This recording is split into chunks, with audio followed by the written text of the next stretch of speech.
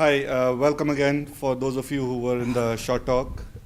First of all, who was not in the short talk before this? We have some introduction, I can zoom through it. Okay, all right, few. We're going to talk about Gimel data platform. We're going to talk about why very quickly, because that was what the short talk was devoted to.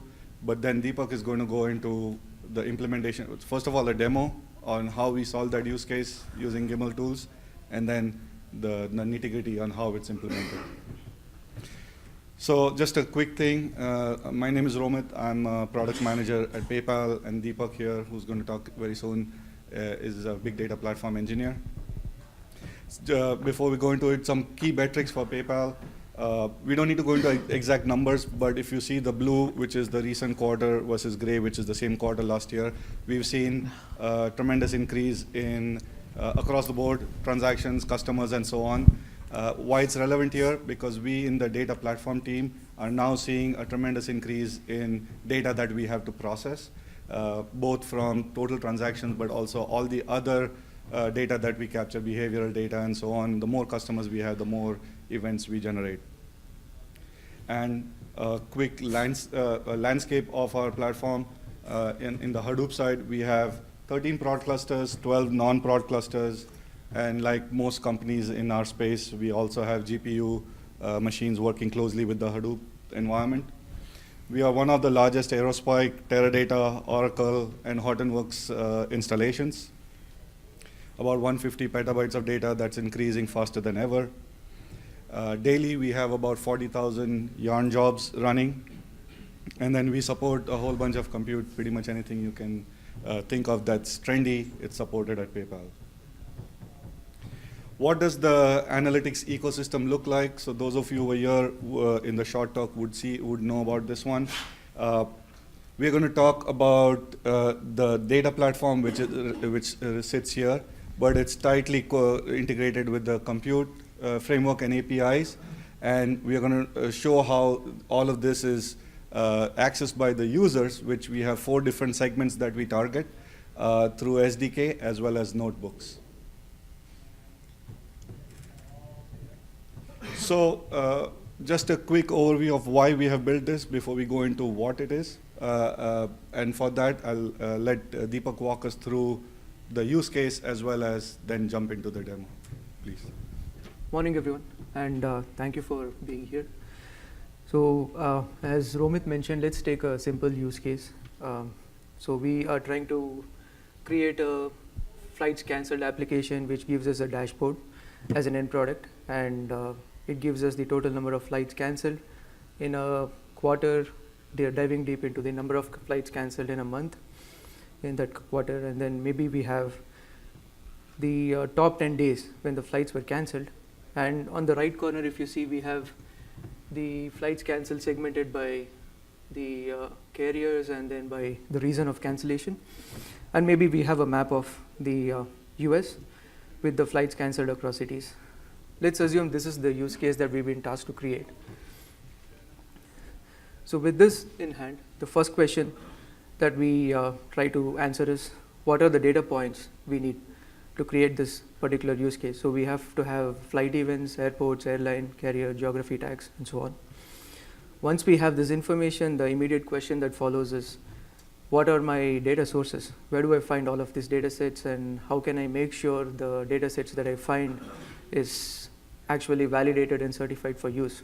Typically in a company like PayPal, it involves creating a bunch of meetings, talking to subject matter experts, or maybe we have some internal search portal or catalog where we go and look up all these information. If we are past this stage, the next situation that we have in hand is we have different data sources to work with. In our case, let's assume the flight events is coming from Kafka, and we have some lookups in a relational format, let's say Teradata, and we also have maybe geographical tag which we are downloading from somewhere or available from an external API. So with this in hand, the challenge immediately we have is, how do I ingest data from Kafka? Should I do streaming or should I do batch, and what is my semantics? How do I get the data from Teradata to, let's say, Hadoop, Hive? There are many ways to do that. We have Scoop, we have external loads, external imports, and so on. And similarly, what should I use to connect to the external source, which gives me all the geographical information. And once we bring this information in, we have to do some kind of pre-processing before we can use it for analysis. With all these points in hand, then how do we persist the data in a format which is very good and allows us to process the data efficiently at scale? Now, once we are past this stage, the next challenge we have is we have the end users or analysts who are going to consume this information and create dashboards. Today it involves going through several Bashan hosts or doing some Kerberos authentication before we can even go to the data sets. And finally, moving the data out of the system is again a challenge because of all these different security protocols we have. So the experience for an end user is not so great. We have to work with CLIs, black boxes, and it's not an enriched experience. Even if that is okay, the last challenge we have is once we have prototyped an entire use case, we have to productionalize it, which means either the analyst becomes a data engineer, does the work, or hand over to another team who have to again go through all these challenges. And then finally, we have all these bells and whistles which we always have to have with production applications like logging, monitoring, alerting, auditing, and ensuring data quality. So this is an overall set of challenges we face typically with any use case we have in analytics world. And going a little deeper, if you take consuming from HBase, if that's a source, then you have to write some code. And if your storage changes because your use case is not fitting into that particular storage, then you may have to migrate to another source, or you're working with multi-sources. So you will have to work with different kinds of code to access all of these data sets. And I'll breeze through this quickly because Romit already went into the details. But some of the things which we generally face is hard to find data sets, and then data sets are specifically tied to compute and data store versions. Storage specific creation, in the sense you can see from the picture, we are copying data from one store, putting it into Hadoop. So we are duplicating it. And there is no standards for onboarding. If I were the analyst doing that use case, I just copied the data from one storage to another. I onboarded some data set myself, but nobody knows it, or it's kind of uncertified.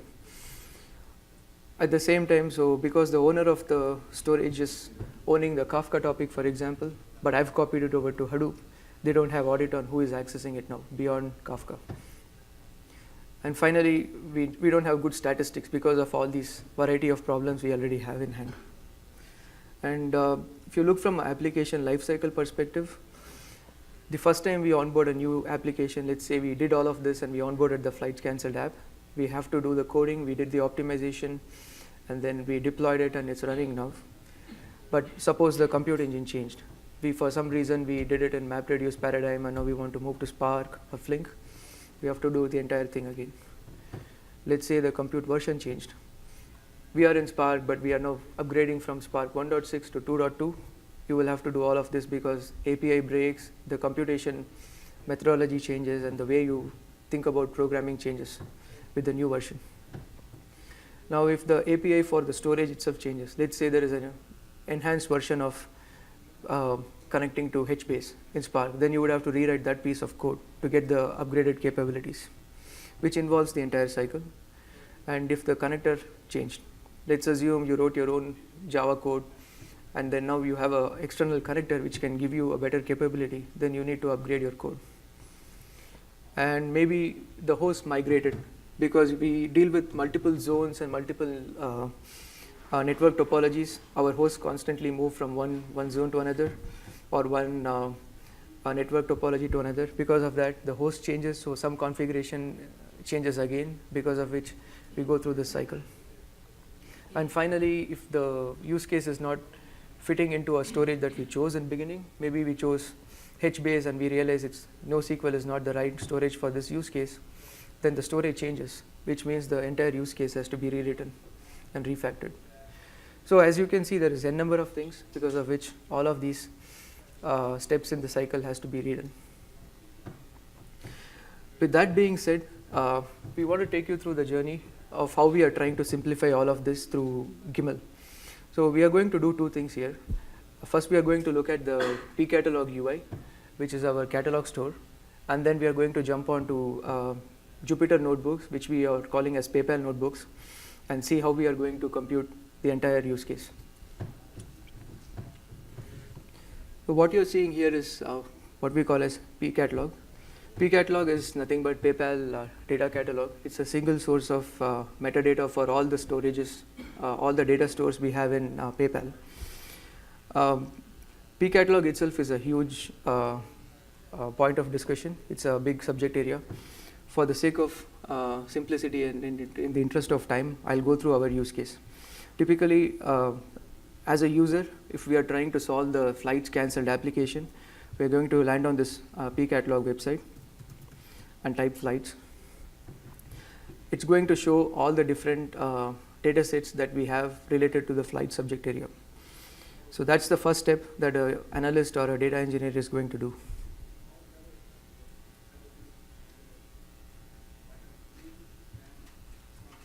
So I'm seeing Flights Kafka here, and I'm interested in Flights Kafka, so I'm just going to click through it. It takes me to what we call as the dataset overview page. So here, when I say dataset is nothing but a logical name. It's not a physical object stored in any system. It's a pointer to a particular storage object which resides in some system. From a user perspective, all I need to care about is this name called Flights Kafka. As you can see here, it's created by some user. This is the owner of the dataset. It was created on a specific date. And it gives me some more information that it's residing in a particular store called Kafka Transactional, which is a logical name for some store. Let me hover over to the schema details.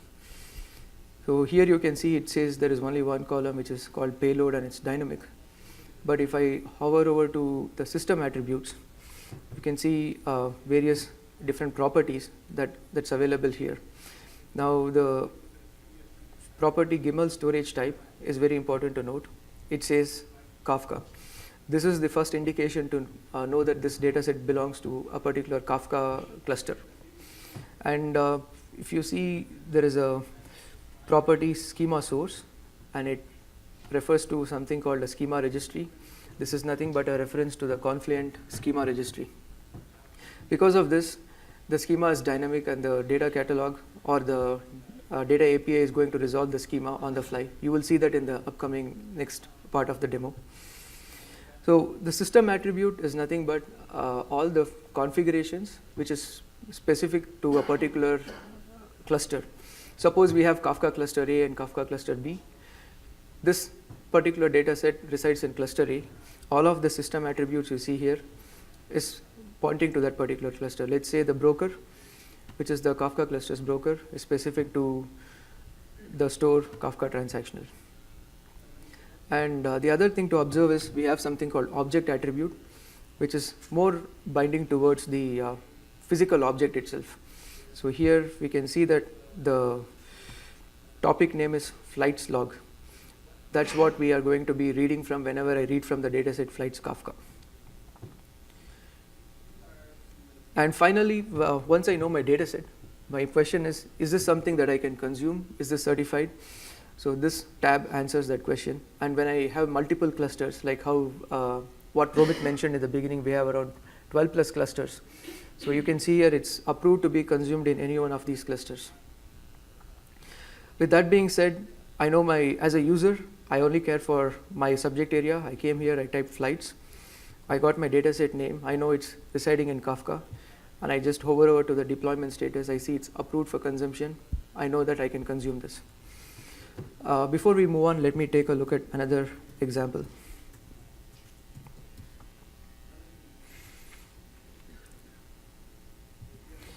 So I'm picking up another example to see beyond Kafka. So I'm looking at flights lookup cancellation code.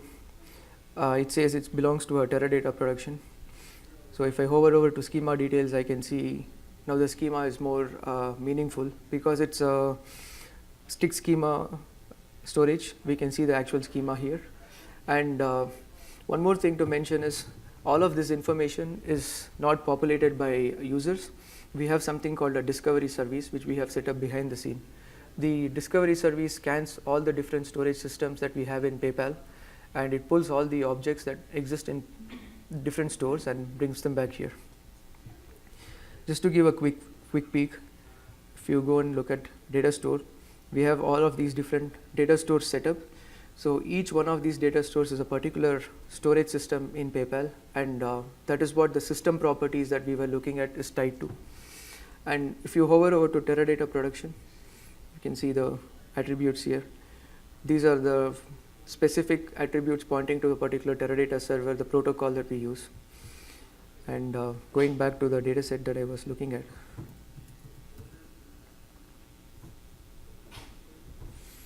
If I go back to the system attributes, these attributes are inherited from the storage system. So it's just a logical linking between the two that causes this binding. And I can see that the flights cancelled is nothing but a particular database and a table that resides in Teradata. So as a user, in summary, we are just going to come over here and look for our subject area, click through it, make sure we know what our data sets are, and then once we have them, we are going to go and play around with it. Now I'm going to move over to notebooks. So this is the landing page for PayPal notebooks. It's nothing but Jupyter notebooks, if you've used it before. What we have done is we added a lot of cool features on top of Jupyter notebooks, which we are going to commit back.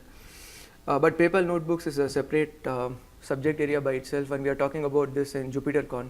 If you're interested, you can sign up for that. So I have my data sets. The agenda here is I'm going to start a Spark session on the notebooks, which is going to run on a Yarn cluster. And it's going to give me capability to query Kafka through SQL, query Teradata through SQL, query geography information through SQL, bring them all together, play around, and then finally, once I'm comfortable, push the data to Elasticsearch, which was actually powering the dashboard, the Kibana dashboard. Also, as the next step, we are going to see how we are going to take the same SQL and submit a Spark application, which is going to create the apps without having to do any other data engineering work.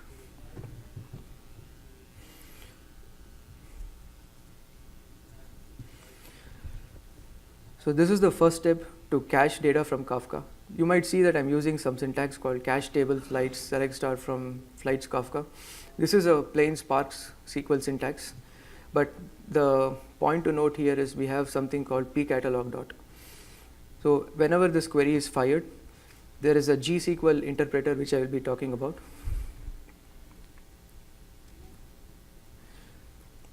The GSQL interpreter looks for this particular tag. As soon as a database called pcatalog is tagged, it's going to generate a data API code behind the scene, which we'll be looking at. And that data API code is nothing but a Spark Scala code which runs, creates the data, and then finally the code is being pushed to Spark. So you can see we have cached around 1.3 million messages from Kafka. And when I query the data, I can see some sample rows here. We have the flight's date, we have the origin, the destination, and information about flight cancellation, which is what we need to create our dashboard.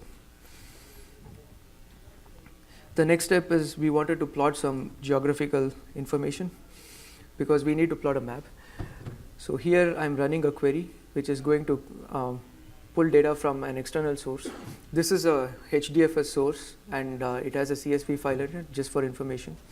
But again, we are using the pcatalog tag, because of which the data API code kicks in behind the scene.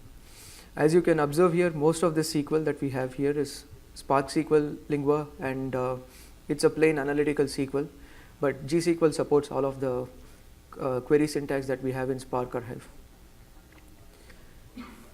Okay, I see that the data is cached, and I can also see the description of the table that I have pulled. So I have the location, the latitude, longitude, and the city, which is enough for me to plot the map.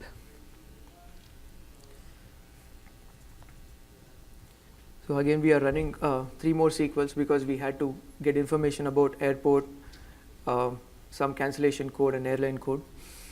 So this time the query is running against Teradata, but we are caching it. You might ask the question, why am I doing that? It's not really a necessity. Just that we are playing with an interactive session. We want to be able to read only once and have all the information in memory so that we have a quick response time. I'm inspecting a particular table just to see if data is coming, and I can see that the code and the description is available. This is the same thing that we looked at in the pcatalog UI for the code and the description for a specific data set. So far we pulled data from Kafka, we pulled data from Teradata, and we have pulled data from HDFS, and now we are going to combine them together.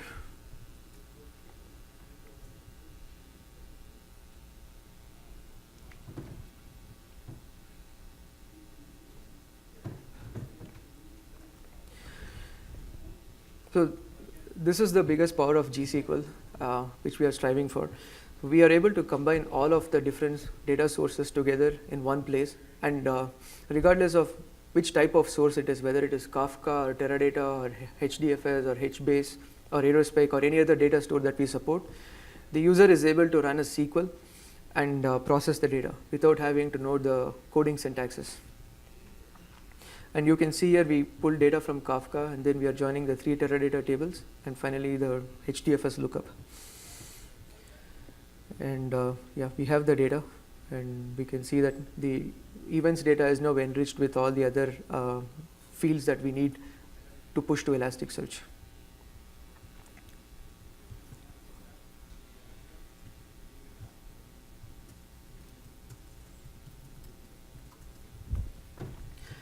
Okay, and once we have played around with the data and we are able to come to a conclusion that this is what I need to create my dashboard, we are going to run an insert into some sink, select start from the enriched data. Here you can see that I'm pushing the data to a pcatalog table, which means the data API code will kick in behind the scene. And this is a logical name for an Elasticsearch index. So the data that we pulled from the other sources which we enriched, we are now pushing that into Elasticsearch. And this refreshes our Kibana dashboard.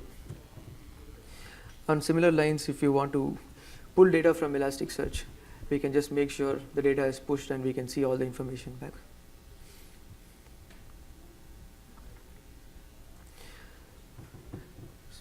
So putting it all together, we have been able to combine the data sources from Kafka, Teradata, HDFS. We've been able to play around with it, and also we've been able to push the data into Elasticsearch, achieving all of these through GSQL, which is creating the data API code behind the scene, generating the code, and then pushing to the Spark parsing engine. But once we have done this, the next challenge we have, or the last one we have, is how do I create an application out of it? So what we can do is take the same SQL that we used to play in the Jupyter notebook and create a SQL file and just launch the job using the Gimel tools library. So this is a SQL wrapper which is going to start a Spark application in Yarn cluster, and it's going to take the SQL that we have in the SQL file and choose the mode that we are supplying. In this case, we are pushing to Elasticsearch, so it could be a streaming SQL, or it could be a batch SQL, or it could be an intelligent SQL. So when we say intelligent SQL, what we have implemented is some kind of a Lambda execution mode, where you can start a process with the mode intelligent. If the throughput of data from the source is too high for the process to catch up, then the streaming process is killed and a batch process is triggered behind the scene. But every time a batch completes, we actually see if the streaming process is capable of handling it. If that happens, then we kill the batch and start the stream process. So we do this when we have a sink that can handle streams like HBase or Elasticsearch or something of that sort. But if it's HDFS or a sink which is of higher latency, we use the batch mode. But the point to note is, between the analysis mode and the DevOps mode, all we are doing is taking the same SQL that we use for analysis and submitting that SQL as a batch application through the tool.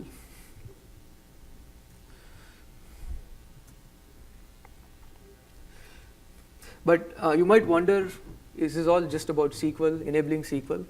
It is not. What's happening behind the scene whenever you run a SQL is a data API code is kicked in. So if you prefer programming rather than SQL because you have a use case which needs more control and you want to do parsing which is beyond SQL lingua, then we can use the data API code. everything that we do calls one of these two APIs, the dataset API or the data stream API. If it's Kafka, it's going to call the data stream API if you're doing a streaming, but if it is a batch, we would call the dataset API. Once we have the dataset or the data stream objects, we are going to do either a read or a write. And the signature is, we always work with data frames, because behind the scene, all of the Gimel process is going to work with a Spark Scala code. So if you have a data frame, you can do write to any storage as long as it's registered in the P catalog. Similarly, if you have a data store which is registered in P catalog, you can read using the data API. And this is another example for a streaming application. If you have a streaming application which is even more complex, you can achieve that using the data API as well. Here you can see I'm using the data stream API.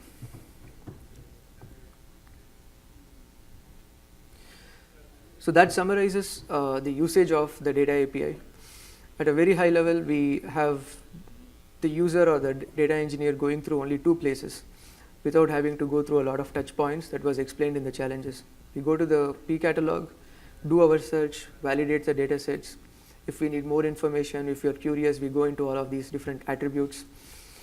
But once we know our data sets, we come over here and then we play around with it and then use the tools to schedule the application. That's about creating a big data application with Gimel. So I'll breeze through this again. This is a summary. So we went to the P catalog UI and we did our search. We know our data sets.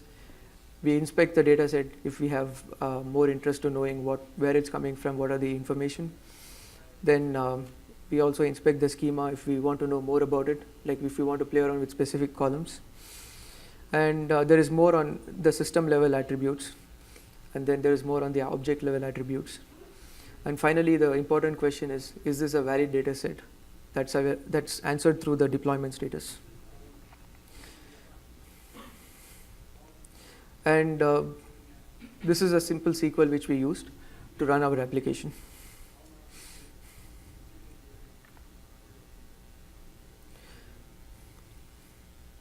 So putting it all together, the different code snippets that you saw in the beginning where Romit was walking you through the challenges, they have been simplified to one single API, dataset.read or dataset.write. But if you prefer SQL, if you're a super SQL user, then you can do select start from insert into. The options are available depending on the user's choice. They work with either the data API or the Gimel SQL. With that being said, all the different life cycle that we have, because of the various changes that we have on the left side, they are all simplified. You learn code, optimize, build, deploy, and run once. And regardless of the different things that change over the time of the application lifecycle, the application still keeps running because whatever changes is being handled under the hood by the platform.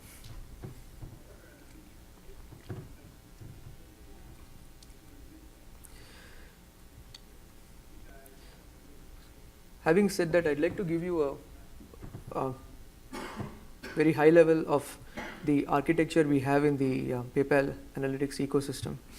So we have several Hadoop clusters, and we have Livy. We are using Livy as our main entry point for all the applications. We have a cluster of Livy which is highly available, because of which there is no single point of failure. All the interactive use cases, the queries that I ran through a Jupyter notebook or PayPal notebooks, it goes through Livy. The batch applications, if you're using the Gimel tools or any other regular applications like Hadoop apps, which go through Livy. And data science use cases also go through Livy. And Livy works with the Spark or the Hadoop clusters to create all the applications and manage them.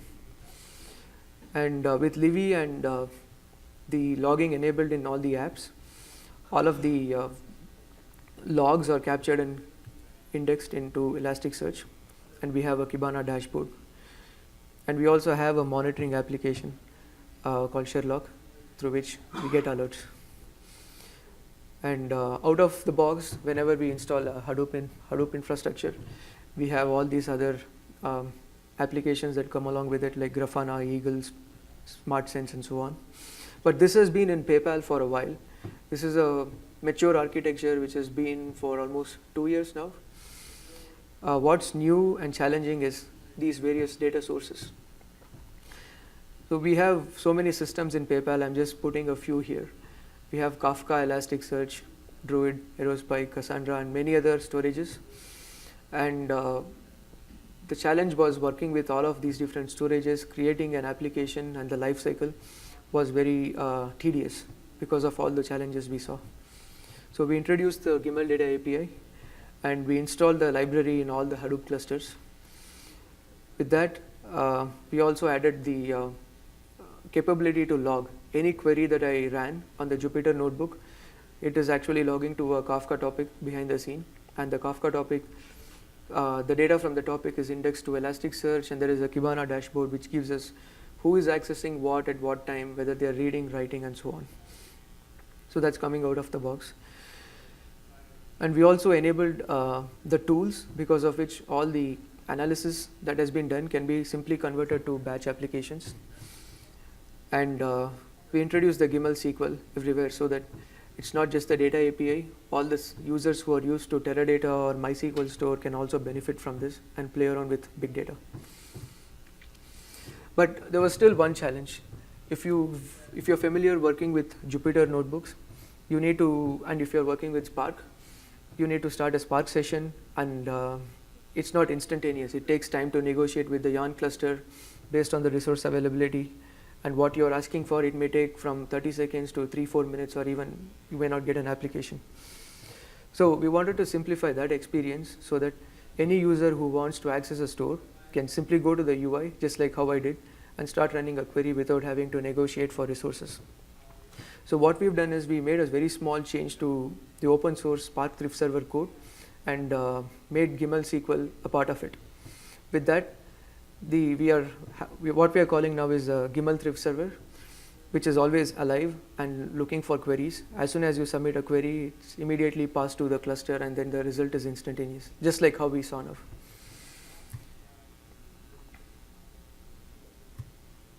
And you might have observed that I was looking at pcatalog UI, but then I copy pasted a simple dataset name into Jupyter notebooks, and I ran a select.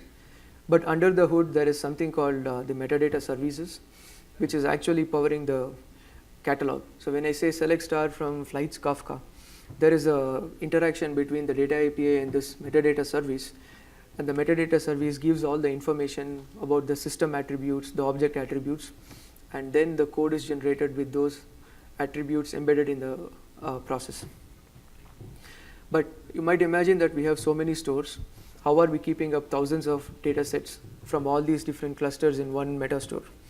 We have a discovery service, which is tasked to scan all these different data stores, and any new, for example, if you have a Kafka topic that you created just now in a Kafka cluster, if the cluster is configured in our pcatalog UI to discover, the discovery service is immediately going to find that topic and push it back into metadata service.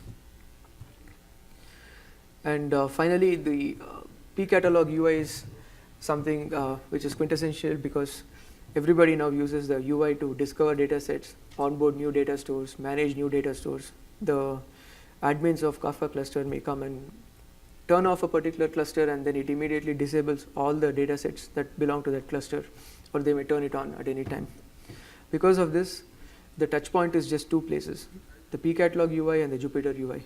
There is no longer a necessity to go to CLI or go through bastions to be able to access all the data.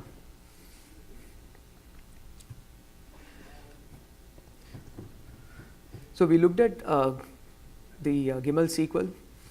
At a very high level, if you are running a process which is to consume data from Kafka and push to Hive, but you want to partition it and do some processing, this is how a batch SQL looks like. You're going to do insert into Hive, some transformation, select star from Kafka. And you might see there are a couple of options we are passing. What this means is whatever options you have that you can pass through a programmatic way, you can also set all of those options through SQL so that you have complete capability to fine-tune your application, break the processing into chunks if you want. On similar lines, if you're running a streaming SQL, a SQL would be looking like this. Insert into HBase, select some transformation from Kafka. And with streaming, you will have to do a stateful checkpointing. So all those things are enabled. You can set your checkpoint to a particular zookeeper node.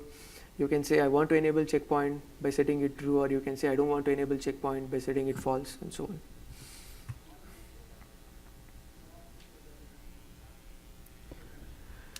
But the question is, what happens once somebody runs a GSQL?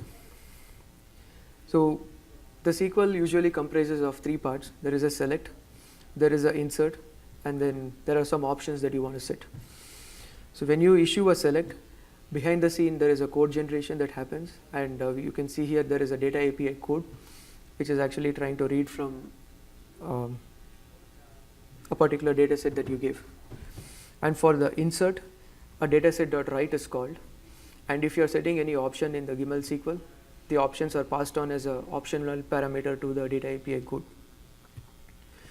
With that, with the read, write, and stream APIs are called, depending on what operation the user is doing. And there is an interaction with something called a catalog provider. So the catalog provider is the API that interacts with the metadata and provides all the information about what this data set is, where it resides, and what are the properties you need to use to interact with the data store.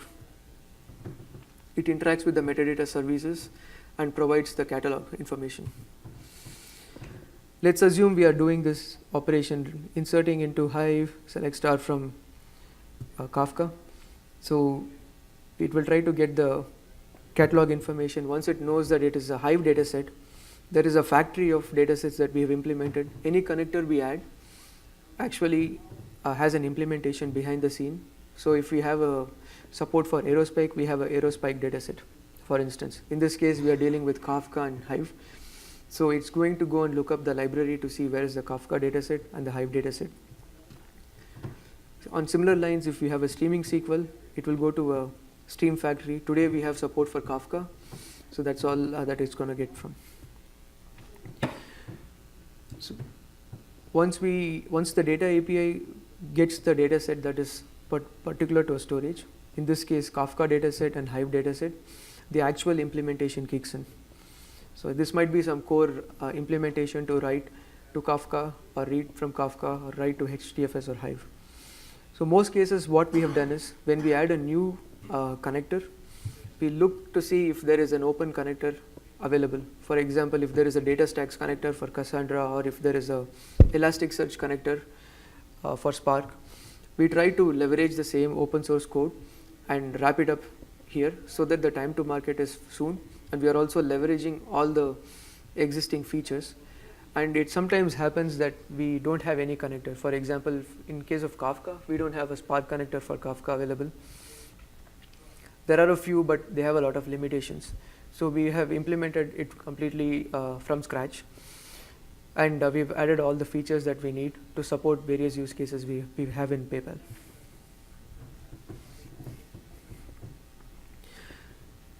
So the catalog provider is a very important concept, and since we've open sourced Gimel, we want the flexibility of user to, or the adopters to choose their catalog. So there are different ways to choose your catalog provider. If you are running a standalone process experimenting Gimel, you can use user. Or if you have used Gimel and now you want to have a better adoption within the company, you can use Hive, because you create Hive table once with properties and everybody else benefits out of it. But we will be soon open sourcing the P catalog. Once we have that, we will have a different level of catalog provision altogether. But if you have your own catalog in-house, which happens to be the case for most companies, you can simply write 3-4 lines of code and connect to that particular catalog. So let's take an example to see what that means. So when you set your catalog provider, you just do set gimel.catalog.provider equal to user, and you can basically set the whole properties at runtime. If you're writing a Scala code, there is a concrete object dataset properties which you can initiate. But if you're running a SQL, you can just set use the set option in SQL and set a complete JSON and do a data set or read from that. So you don't need to have any catalog interaction behind the scene. By setting some properties in the command line CLI, you can actually read from there using the Gimel data API behind the scene. However, once you've explored and you feel this is a standard option and you want to make it available for everybody, because this first two options is persistent only within the session. Once the session terminates, this is not available. But if you create a Hive table, which is persistent, others can benefit from it. So even if your session goes away, you can come back and do dataset.read pcatalog.test1. But in the future, once we open source the pcatalog discovery services and metadata services, you can use the pcatalog catalog provider. And the advantage you get from this is, let's assume you have 10 Hadoop clusters, which means 10 Hive meta stores. If you want to expose one particular data set, you will have to duplicate it across all the different Hive stores. And when it comes to maintenance, it's a nightmare. Because if you have hundreds of thousands of data sets, which we happen to have in PayPal, and we have 12 or 13 clusters, that is the magnitude of maintenance that we need to go through. Every time something changes, we have to update the catalog in all the places, and inevitably it goes out of sync. So what we did is we created a highly available single source of catalog.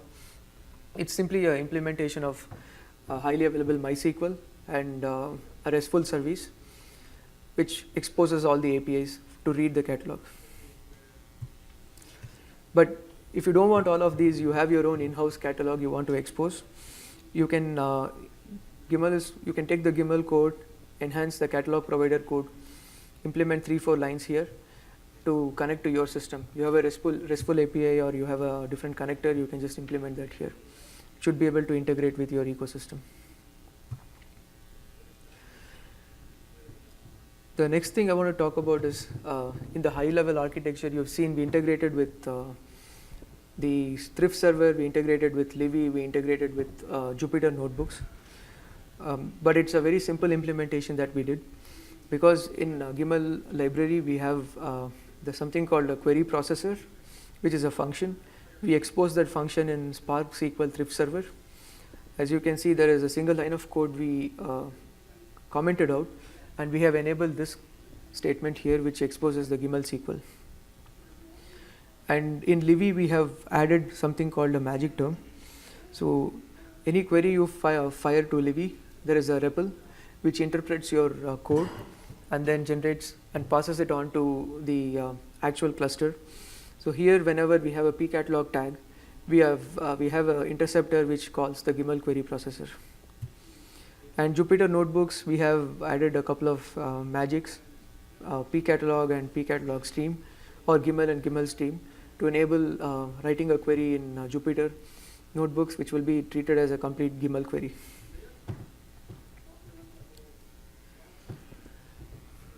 So far we have support for these data stores. We have Kafka, HBase, Teradata, Jupyter, Druid, Cassandra, Lucio, and Aerospike Elasticsearch.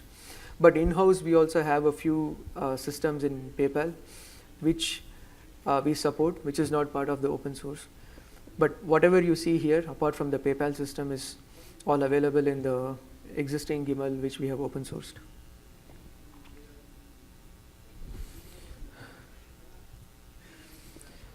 So as I said, we have recently put this out for everybody to use. We have a code lab session coming up, but feel free to go to try.gimel.io. And the next thing that we are working on is the big question. We have a capability to blend many sources, but that puts a big challenge. How are we going to make sure that when you select from 2 stores, the query is optimized? So we are working on optimizing the query to make sure when you write join A, join B, put a where clause, the where clauses are pushed down to specific storages, and then we really get only the data sets that we need to work with. And the other step that we are going to start working on is open sourcing the pcatalog services, the metadata service, the discovery service, and the UI which you looked at. And we've signed up for the JupyterCon, and also we are committing all the Livy features and the Python features that we added to Jupyter and Livy. So this is a reference to all the links. We have a Google Groups for anybody who is needing help adopting the Gimel library. There's a Slack channel, the code base is available. And we also have code labs coming up after this. We have Anisha and Dheeraj here who are going to be helping with the code labs if you want to try Gimel. And I have to mention this, it's all of these team members have worked very hard to create this whole platform, so a credit to all of them. And I'll open it up for questions. Okay, about 5 minutes for questions.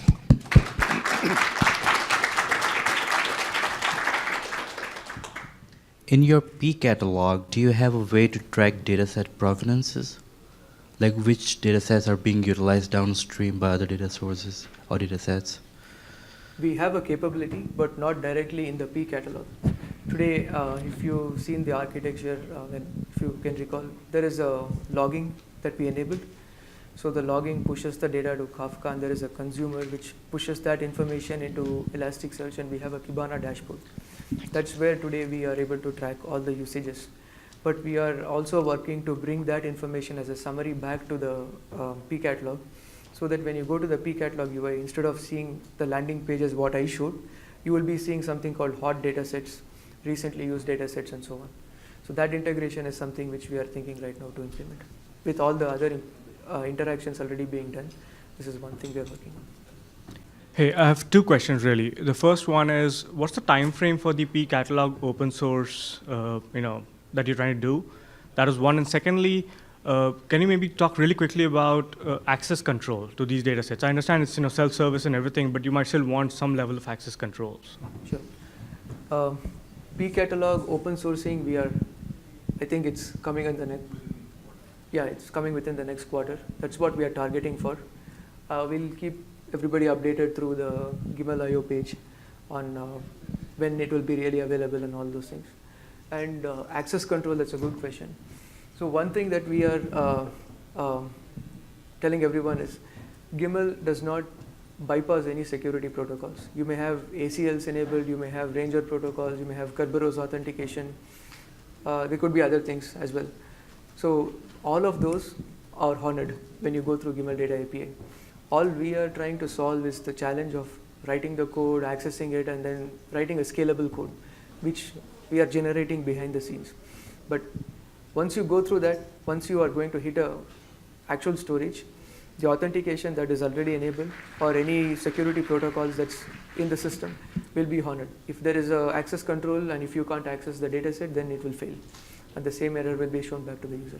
And then the P catalog access control is also there. Oh, yeah. So you cannot modify storage properties. Right, thanks. So one is on the dataset side. The other side is the UI itself. The UI is single sign-on enabled. So there will be 2-3 levels. As an admin, you will have your own role where you can go and control system properties.